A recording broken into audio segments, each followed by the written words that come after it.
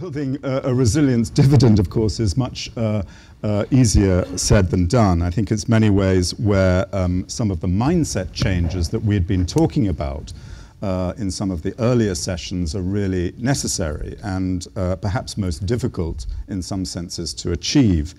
I'm still trying to get some clarity around what the resilience dividend really is, and I think this whole session really is to hopefully will give a little bit of clarity around that, and to help us think about that, and to help us think about the whys and the hows, and why such a dividend is important to the overall concept of resilience, and how indeed it might be achievable. I've got three very distinguished panelists here to help me think that through. Let me just introduce them. Well, one from a think tank perspective, obviously, Judith Rodin, president of the Rockefeller Foundation. Needs no further introduction at this point. One from an international policy perspective, so let me introduce Noeleen Heyzer, who is the Under-Secretary General of the United Nations and Special Advisor to the Secretary General on Timor-Leste. Welcome.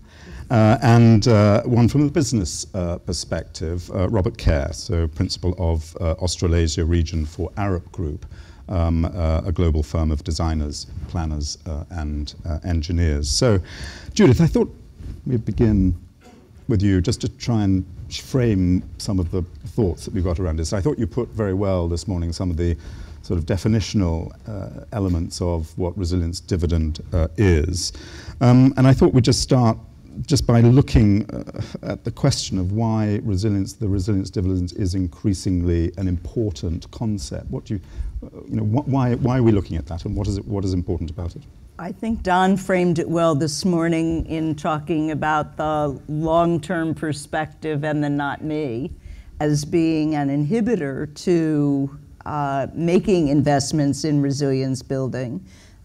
Most political people are elected for a relatively short term and therefore don't feel that making certain long-term investments are in their political self-interest.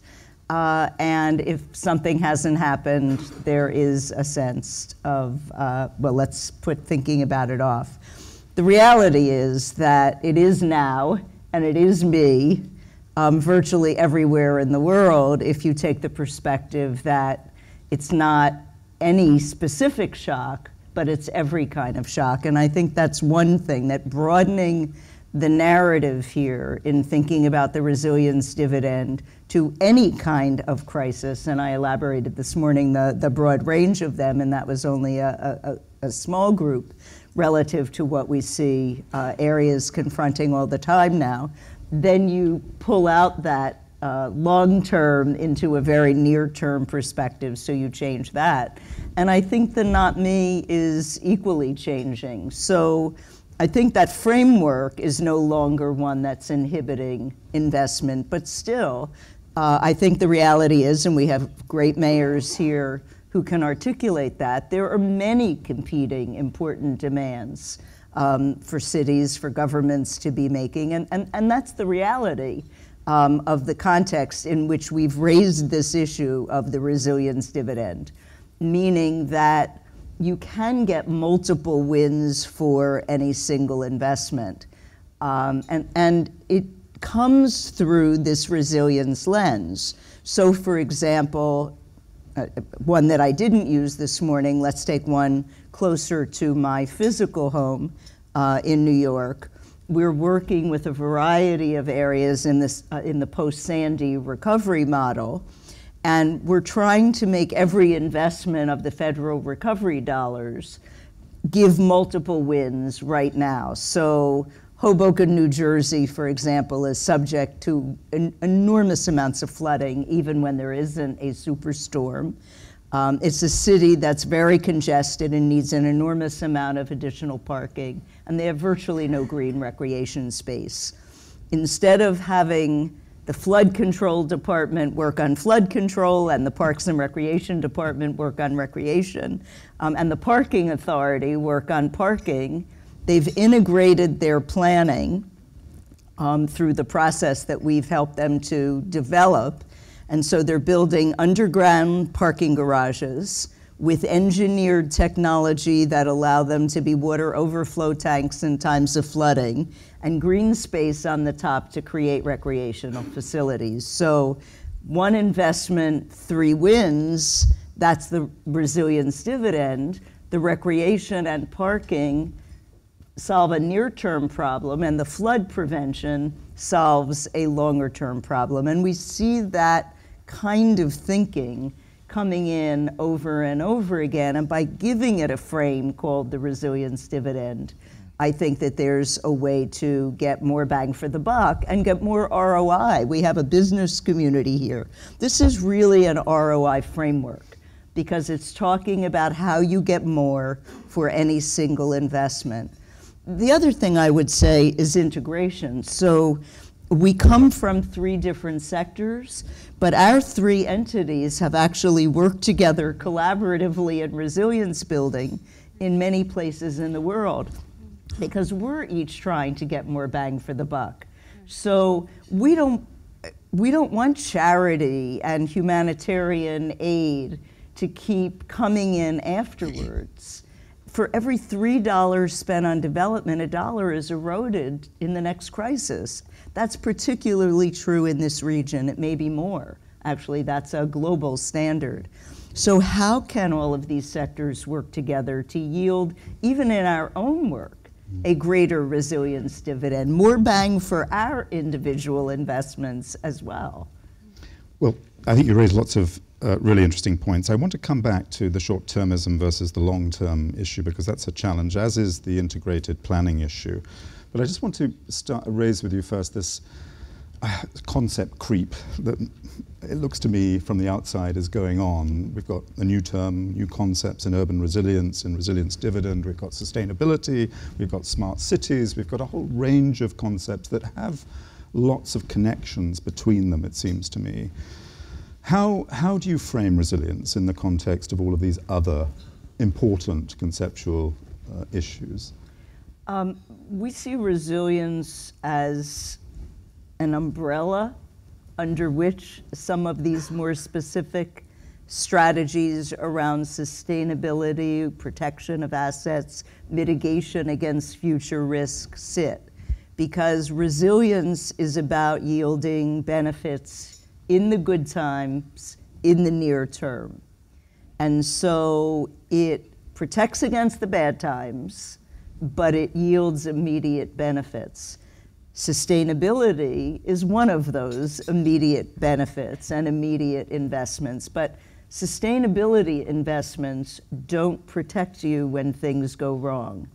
They may protect against more things going wrong, and that's a really good thing, but what resilience does is it allows you to plan for disaster, resilience building, so that's one piece of it.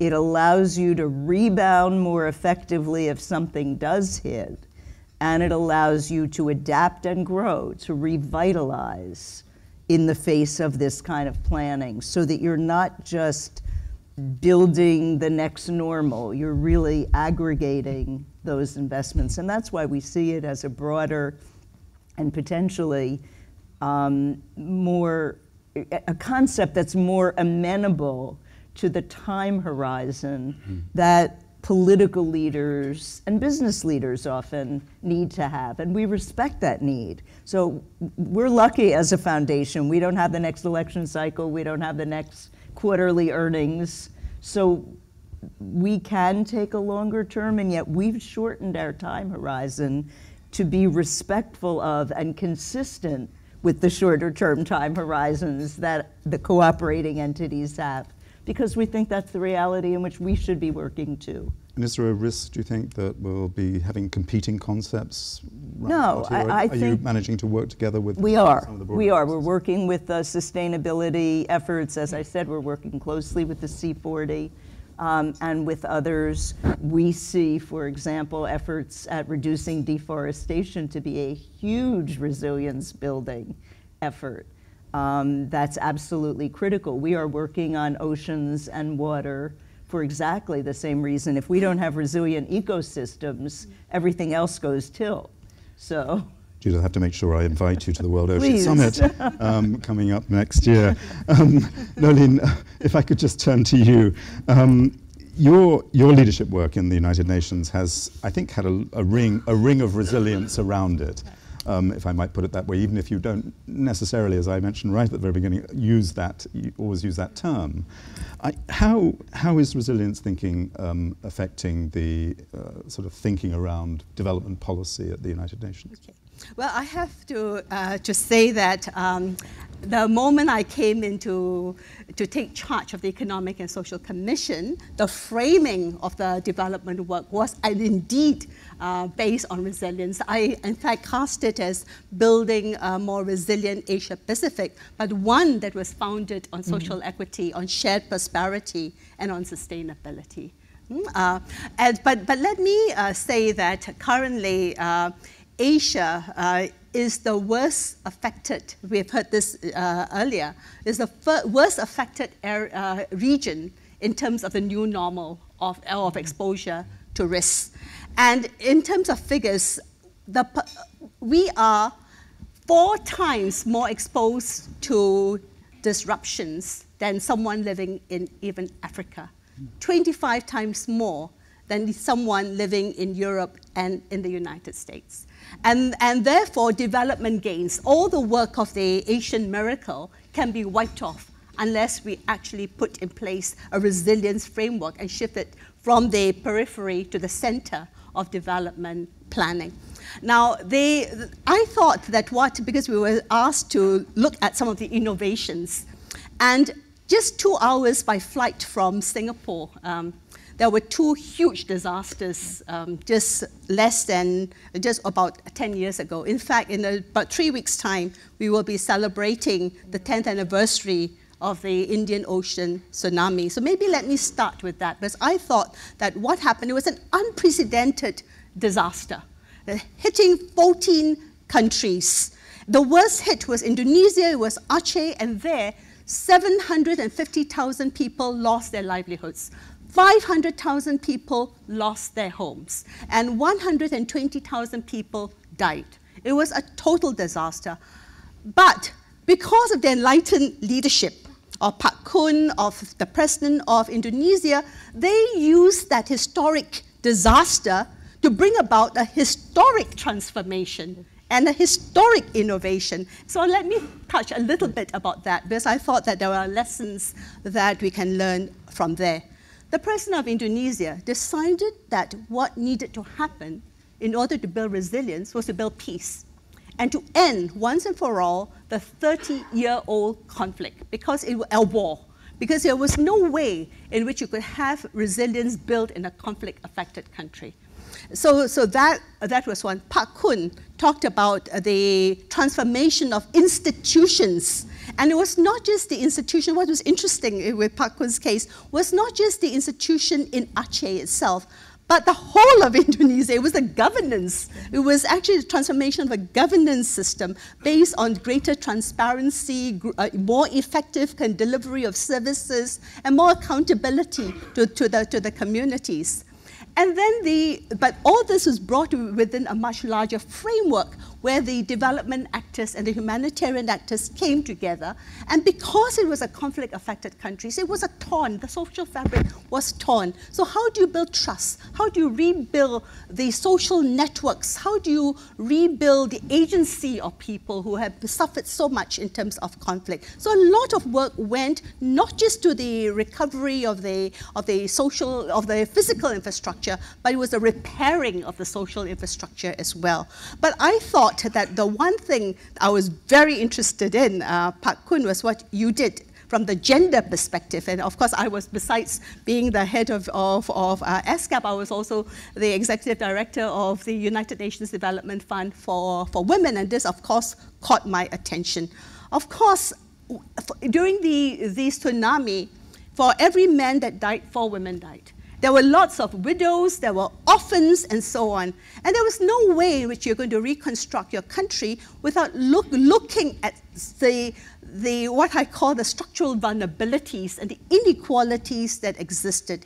And in that place, women and children, girls especially, did not have the right to inheritance. And I think that what Pak Kun did with the, working with the central government was to allow the joint titling of land so that women and men could own land equally. And that was a huge thing in a very Muslim context, because Aceh is one of the most Muslim community. But how did they do it was what was interesting. The process was as innovative as the ideas.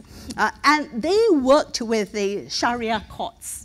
They worked with the state courts, but they also worked, because there were like 3 different laws operating simultaneously, they also worked with the customary, the adat courts.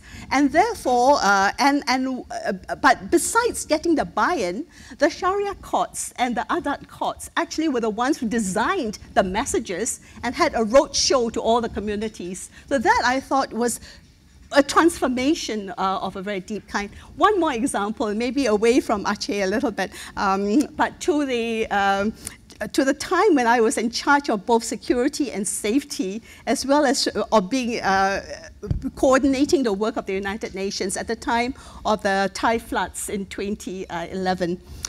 The water was just coming from everywhere. The reservoirs were filled to the north. The ocean surges were coming from the south. The Bangkok klongs were overflowing, and the drainage system was a total disaster, if I may say so. So things couldn't move. And then many of my colleagues, I had 2,500 staff from the whole UN to take charge of. Many of my colleagues, their houses up to the 2nd level were flooded. And then, meanwhile, the Prime Minister had just come in, and she set up this coordinating center called FOG. And it wasn't FOG. I mean, it was not very clear.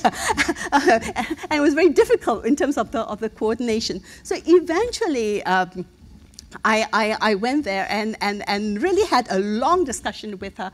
And what she said was that we have a problem, and we are about to flood the whole of Bangkok. But the whole of Bangkok meant flooding the economic backbone of not just Bangkok, but of the whole country. And it would have been a disaster. In fact, we were all told how much water level was going to come in, and this and that, and everybody had bags. So those who live in Bangkok knew that we were just protecting ourselves. But then I realized, when talking to her, that there was something that was missing, that this coordination, that what was needed was the information. They had satellite data, but that came 8 hours too late. They could not link it with the flood surges. They could not link it with the rainfall that was coming. They didn't know how to release the water. And yet there were political problems in the north, because many of the communities felt that the floodwaters were not being released to save the wealthy in Bangkok. Eventually, as the United Nations, we were able to coordinate with Central Asia all the private sector, satellite systems, everything, and we were able to give them near real data. And then this technology was able to help them, and I had teams on the ground that were able to link this data with the flood calculations, with the flood searches, and so on, and eventually Bangkok was not flooded at all. And that actually saved the whole situation. And of course, what happened was that this was a major issue, largely because of the supply chains and so on. And I just want to end with one more thing. And this, the question that you asked us to reflect on was, how do you share the benefits of dividends? I think that if we really genuinely want to share the benefits of dividend, we need to take into account one major concern, and that is vulnerability. I mean, all our cities, very few are like Singapore, right? All our cities have what I call an urban risk divide. Because there are people who work in the informal sector, there are 1 billion people working in the casual informal sector, there are people who are living in slums, there are 1.7 billion people without access to sanitation and so on. And therefore, this is absolutely critical that we take this into account, because different people will have different exposure to risks, and we need to understand what in fact are the constraints, what are the structural vulnerabilities that they face, how do we remove them, and what are the opportunities for change. I say this was coming back again to a gender perspective. New Delhi, because of the bad transportation, violence against women, and the horrible rape that led to the international outrage of this young woman, 23-year-old nurse, was a major outrage. But she was raped when she was trying to take a bus home after going out to see a show. Recently, 2 young women were hung and raped and hung when they had to ease themselves in the middle of the night because they didn't have sanitation. So I think the whole issue of how do we actually build in safety and security of communities, especially of women, and try to actually change the norms and standards on gender equality as part of the resilience agenda would be critical. Noeleen, thank you very, very much. I mean, that's a lot of things to think about, but I just, before I come to Robert, I just want to come back to one of the issues there, and I wonder, Judith, if I could just sort of throw this back to you, and that is, of course, I mean, you're talking about largely is about disasters and about the response to disasters. Yes. We have from Aceh a fantastic example of a peace dividend coming out of this process, of a governance dividend coming out of it. But clearly, one of the issues is how do you deal with these structural issues before they actually become really serious? And I just wonder, is it possible, Judith, to, how do we think about the resilience process and the resilience dividends when there aren't disasters sitting in front of us? I mean, I think that seems to me to be really critical. You've raised a critical point. So let's stipulate a crisis is a terrible thing to waste. Yeah. And if there is a crisis, how you rebuild and what you do in that context is a very, very important feature of building resilience. And if you take as a given that there will be more and more crises, more and more places are going to have to rebuild more effectively. Yeah. What we want, the reason we want to move this forward in time, in planning, is that the data show that you often don't rebound as effectively when you try to rebuild if you're less resilient. So it is clearly protective in a preventive and prophylactic way. I don't think the question is if. Look at 100 resilient cities as one microcosm. We have now 800 cities around the world in these 2 cycles who applied. That means 800 mayors wrote largely strong letters of support, whether or not they did the applications, and often they didn't.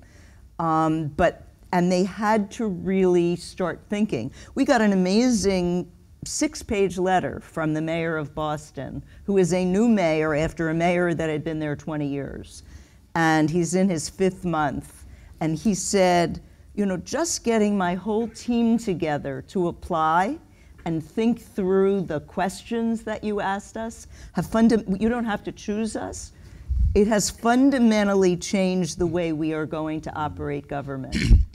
Rio was mentioned this morning. Mayor Pace actually has made his CRO the chief operating officer of Rio, because going through this process, he realized that with all of the development money they have and all of the infrastructure money coming in for the World Games and the World Cup and the Olympics, if they didn't integrate it and get it right, it was a terrible moment for them. It was a moment that they would really regret for the next 50 years. So there often are non-crisis impetus reasons why places are beginning to think this way.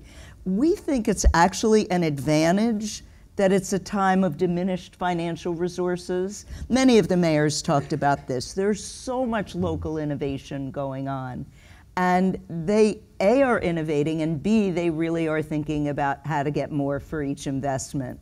If money was flowing in, if money was no object, you do one thing here and you do one thing there and it wouldn't matter. But this is all about leverage in times of more scarce resources. And this is a complete leverage play, building resilience. It really is. I think it's a very good point. Are we taking the diminished, this set of circumstances we find ourselves now as an opportunity? And I think that certainly some are, but many aren't. And I think that's where we need to look at that. But Robert, let me come to you. Let me come to the business perspective a little bit around this, because I think it's important. You've been on a journey, haven't you, yourself? You've started talking about resilience, thinking about how, particularly your disaster recovery was really your focus around resilience. And now you're thinking in broader ways about how resilience can be built into systems that you're working on, but also to your business as well. Can you tell us a little bit about how you've been on that journey and where you're going? Thank you, Charles, and it's great to be here, and thank you for Rockefeller Foundation putting this on.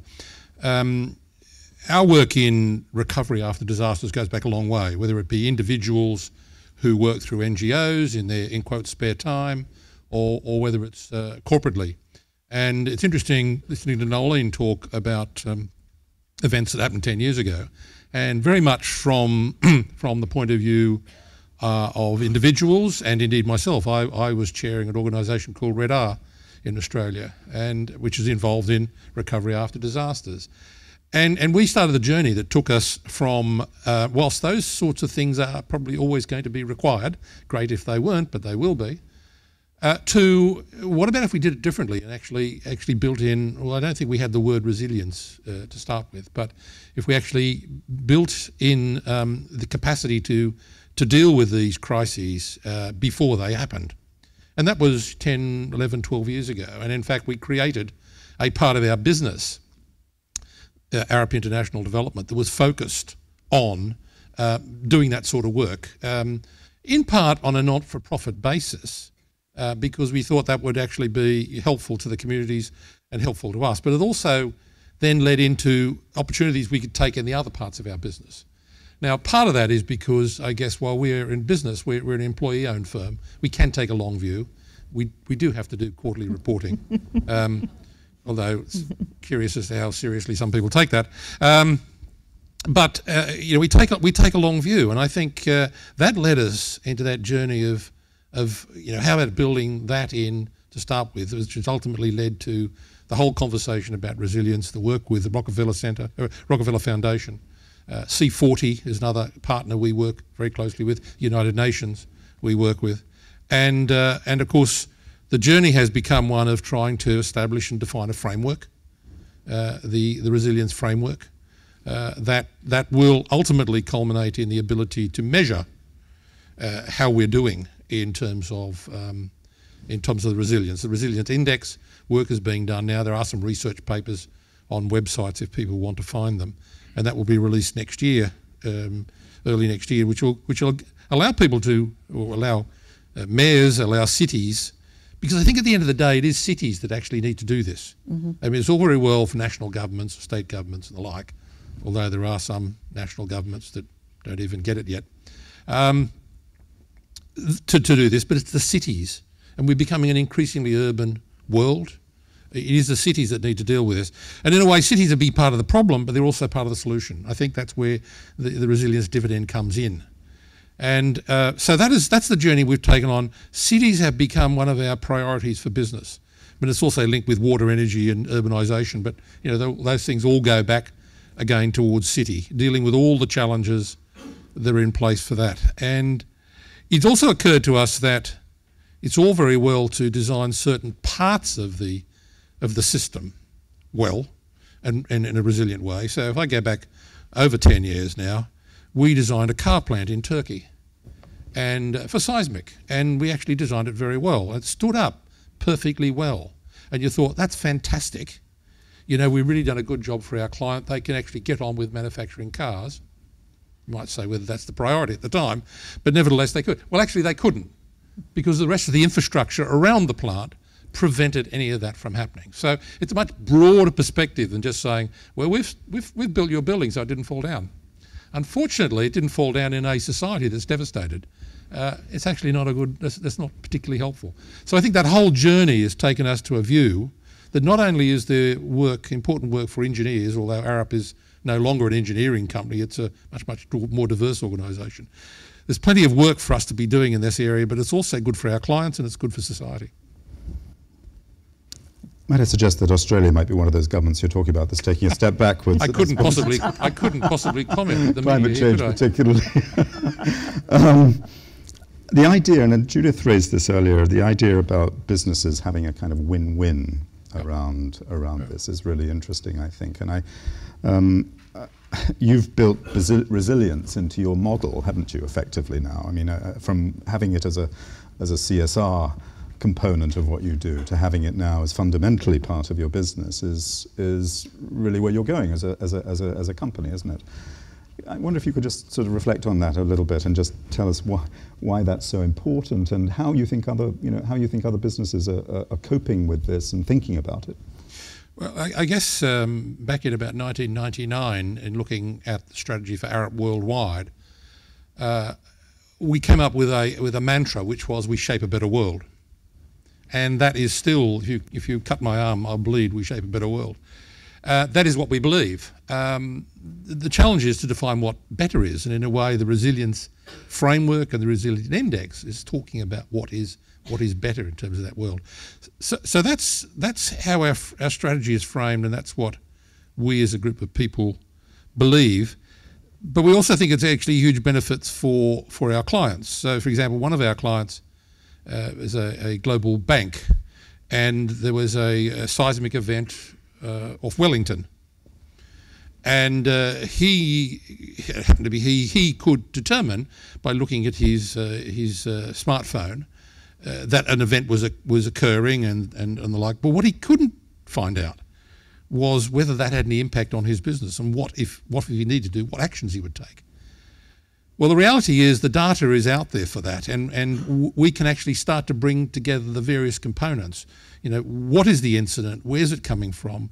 What are the assets? What are their capabilities? And how do you actually cope with that? Now, we're not into predicting earthquakes, but you know, flood events, storm events, and those things you do know in advance, and you can actually start to take actions. And we now do work for that global bank and a number of other global banks and hotel chains to create that. We're creating a tool called Hazard Owl, which will actually allow that particular person to not only determine that there's a potentially disastrous event occurring, but what action they need to take.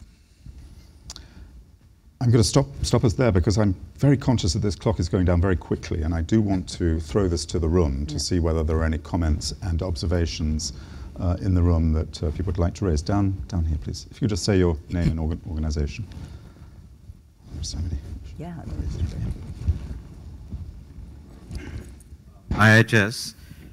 I'm going to be mildly provocative. My own sense is that when we're talking about operationalizing the resilience dividend, it's about busting silos between three critical things: climate change and stuff around that, disaster risk reduction, and good development and sustainable infrastructure. And they have to be busted all the way down from global level, through national level, and right down to cities. And the reason I'm saying that is, I'll give you a few numbers. You know, the world economy is growing at slightly under 3%. If you believe Stern, about 1% of the growth has to go to deal with climate. So you've got a headroom of 2%.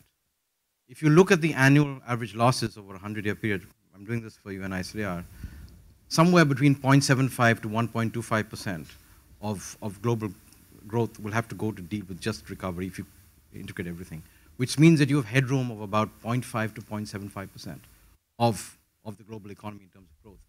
That is not enough to deal with the critical questions of development: poverty, educational, healthcare. So what the resilience dividend can do is, if you're able to reduce that risk of dealing with climate and disaster risk from 2.5 to 1.5%, you have 1% of global output, $500 billion, which can then become the discretionary expenditure to deal with the sustainable development goals. And I think that is a real opportunity that we have in the next year, because we have all those 4 conferences to deal with. Sendai, this climate summit, the Paris COP, and the most important one which people are really not got the eye on, the meeting in Addis, which will develop the overall financing framework. So if we're able to get the numbers down on that and look at how the busting can actually take place, and we have a new way of trying to look at how the resourcing will actually flow.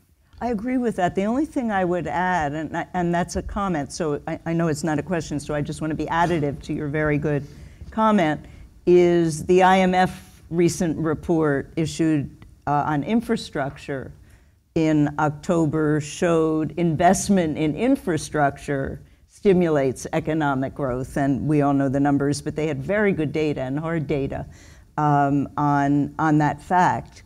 There are resilient ways to build infrastructure, and there are non-resilient ways to build infrastructure. Yes, exactly. And so if we are going to make those investments and stimulate growth, taking this framework makes you think about building more resilient infrastructure. That's one piece. The second piece for growth is there clearly are new goods and services. So you've just seen a case study of a business evolving and changing itself from a simple engineering firm to a consulting company to a data analytics company because they are responding by evolving new goods and services to the needs they're seeing out there. We are seeing that over and over again as new companies develop around these needs, new jobs are created. So I think it is a potential engine of growth as well if you start taking this framework. And I would also come in by saying that actually Asia is a very good example of the rethinking of growth strategies and looking for new drivers of growth in new ways. And this was actually in response to the 2008 financial crisis, when Asia couldn't trade its way out of the crisis, but had to finance its way out of the crisis. So what did it do with all these stimulus packages and so on? It actually came in with a new framework that looked at regional integration. So rather than a country-to-country approach, it looked at building corridors of connectivity, looking at regional connectivity. What does it mean? Not just the hardware of connectivity, but the software of it. And then it looked at how do you create a more unified market. So a more, how do you produce higher aggregate demand? But by having to create a higher aggregate demand, it meant that they had to deal with issues of inequality and poverty reduction in order to bring new consumers into the market. And then, and finally, it also looked at how do you deal regionally with shared vulnerabilities so that the poorer countries need not have to invest the same amount as the richer countries, but they could actually develop a regional goods that actually handled many of these issues. So I think that rethinking is a very good way of reducing costs. And Asia is not poor as a whole, although we have very many poor people. But Asia as a continent is not poor because we have about 6 trillion, 5 to 6 trillion reserves that we haven't got the financial architecture to actually in a way to use this in a more productive way to build the economies of the future, to look at sustainability, to look at issues of resilience as well as equity. And I think that what has happened now is a rethinking, a major rethinking, and therefore if we can pull in many of these concepts and strategies and move them from the periphery to the center, it will help a lot in terms of development journey towards a more sustainable future. Let me come to the floor for more thoughts and questions. Sami, down there. Thank you. Samah Wahba from the World Bank. I have 3 points. I mean, I wanted to build on Dr. Rodin's work on the resilience dividend. I think it's great work. I think it has really set the stage for why is it important to invest in resilience. And I think for evidence as to the penetration of this concept or this thinking is suffice to say the number of applicants for the 67 I guess resilient cities to date. Now, going to the next step, and it's just a bit of anticipation since this is an area in which we're working together with the Rockefeller Foundation on, is to think for me about three different points. One, which is as far as the climate dimension is concerned, is the need to integrate basically the mitigation and the adaptation together. So as we are talking to a mayor, again, with a 4-year term about what it would mean to do the investments needed to mitigate the possible occurrence of a 4-degree world, we're talking about something that stretches far beyond their administration, but we also know that decades of development will be rolled back in terms of progress if we don't do anything to avoid the prospects of a 4-degree world. So I think, for evidence, those who have not read the Stefan Hallegat paper in Nature, that's the one that basically suggests that we're headed towards, on constant dollars, to $60 billion of investments in adaptation to maintain the same level of protection that our cities have today, when today the amount is $6 billion. And that's because of the complications of the climate effect of subsidence and sea level rise. Now, the second point will be, what do we do about financing it? We will need to figure out this $1 million question of how do we monetize avoided losses, and this is something that is really important for us to be working on. It doesn't preclude that there are a lot of non-structural measures that could achieve resilience related to the planning, breaking the silos, taking all the policy and regulatory measures as far as land use planning is concerned, but there is a structural dimension that needs to be financed. Now, the third one has to do with how do we integrate this resilience dimension into planning, because it's one thing to talk about retrofit, but we also know that 60% of the built-up area of cities by 2030 has not yet been built. So the decisions, the investment decisions that will happen over the coming 15 years will basically determine a major lock-in that our cities will face. And here I would like to highlight Africa, whereas East Asia is the challenge today in terms of the cities and the exposures that they have for risk. The urbanization process that Africa is going through right now at less than $1,000 per capita is basically going to be the same process that East Asia has gone through with $3,000 per capita, Korea has gone through with 4,000, and LAC has gone through with a higher amount.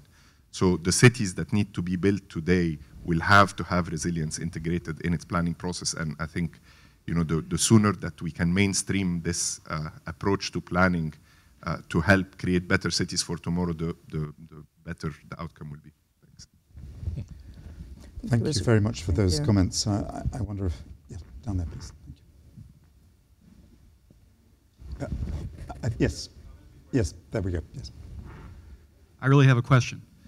So does the broader definition of resiliency, and it seems to grow at each panel, it's taken on security and human rights and a whole bunch of other issues, including climate change, infrastructure.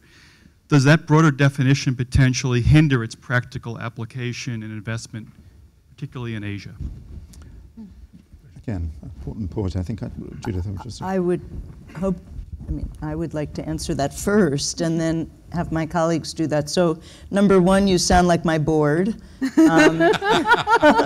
who keeps saying, this is growing and growing, are you trying to do everything? So it's a really legitimate question.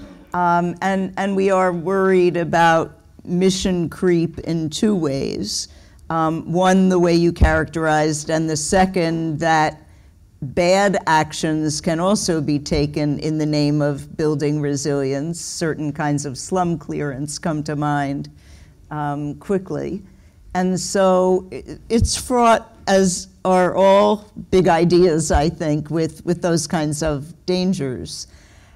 The key feature of the first that makes me worry a little less is that the concept as we're trying to actualize it in 100 Resilient Cities is about precisely preparing for any kind of crisis. So and slow burning stressors as well, like inequality and pollution and traffic congestion and the like. And there are the reason I emphasize the fundamental characteristics is that it really, really is important not to be focusing on a specific crisis as you try to build in these adaptive features, because that may limit your capacity. So the mnemonic that I've been using with my team is, this is really about managing the avoidable and avoiding the unmanageable. And if you think about it that way, the fact that it can be anything is no longer quite the problem. In fact, it can be anything. Let me take up come from there as well, and I would add on, but to say that it would mean different things in different contexts. In other words, what is the issue that needs to be prioritized for getting resilience and the dividend in a particular context may differ, but at the same time, I think what we need to look at is where the levers, which priority could actually create some of the greatest change that we actually want. So, I mean, a very good example, from the two which I talked about, or even others. One was the land titling created greater equality, but at the same time, it actually helped with the rebuilding. The work in Rwanda, the food security, was just impossible after the conflict if women didn't inherit land. And in the same way, I was in Ciudad Juarez, Judith, when I was the executive director of UNIFEM, and there 400 women were killed. And the main reasons why they were killed was because they were factory workers, and they were killed along their way from the transport. They were living up in the mountains, and during the time when they went to work and back, the criminal networks were operating. And one of the ways in which the whole city began to change was that they created safer transport systems. All the companies came together and created buses. They had people to escort the girls home and so on. And therefore, I think one needs to be quite innovative and creative, and really understand what the local situation needs in order to move from stage 1 to stage 2 and beyond. Charles, if I could just add. Absolutely. The reality is that it is going to grow. This resilience concept is going to grow. It is growing. But the reality is the world we live in is a system, a totally interdependent system. So all the things that Noeleen and Judith are talking about are there, and we just got to deal with that reality. We will make mistakes along the way, I've got no doubt, but we should not let, what did someone say earlier, the perfect get in the way of good. Mm-hmm. And we have to actually start working at it. There will be false starts, there will be mistakes, we'll have to correct those, and the sooner we get into that, the better. Thank you, Robert. I know there are more questions. In fact, I am just going to take, or observations, I'm just going to take one more, because this has been a fascinating discussion, and I know that we're running, but just going to take one more from down here, please. I could literally, I've got 2 pages of questions and thoughts, and I haven't got to even half of them. So I'm going to determine to have one more thought. Thank you very much for giving me the last question. My name is Xiaoming Wan, come from Australia Commonwealth Scientific and Research Organization, that's CSR. I've become the new platform partner today. Thank you very much. Just one question about the resilience issues. I want to throw the question totally on the opposite side. I'm just thinking, the question to you is whether there's a possibility, I call it over-resilient, basically on the 2 aspects. The first aspect is, whether the resilient dividend can really offset the investment you put in one sense. The second aspect is whether actually you over-resilient prevent the creating new norm for the more new opportunity, which actually can create a much more benefit in some sense. This was a question that was raised partly by Don this morning, and there's a sense that, does it prevent? one of the characteristics of resilience is adaptability. So hopefully you're building nimbleness and ability to innovate and continue to transform into the capacities when you're building resilience. So I think if you maintain awareness, self-regulation, and adaptability as three of the key features, you are protecting against calcifying something that then won't grow. I will say that since I've been doing this work, and my own thinking was influenced both by my training as a psychologist and by reading deeply in engineering and systems theory around this, I've come across a political science literature on resilience maintaining authoritarianism in a very perverse and negative way. And so I've read that literature deeply now, and there is, I think, a good deal of evidence that in governance systems, there is the potential for a resilient government that is protecting a negative structure by building itself in a very resilient way. So I think these are things that we need to think about and worry through as we work on these processes. I think that opens a whole can of worms that unfortunately, unfortunately we're not going to be able to go into right now, but a very interesting can of worms. But I do want you to thank, please, and join me in thanking, please, Judith, Noeleen, and Robert. It's a fascinating discussion. Thank you.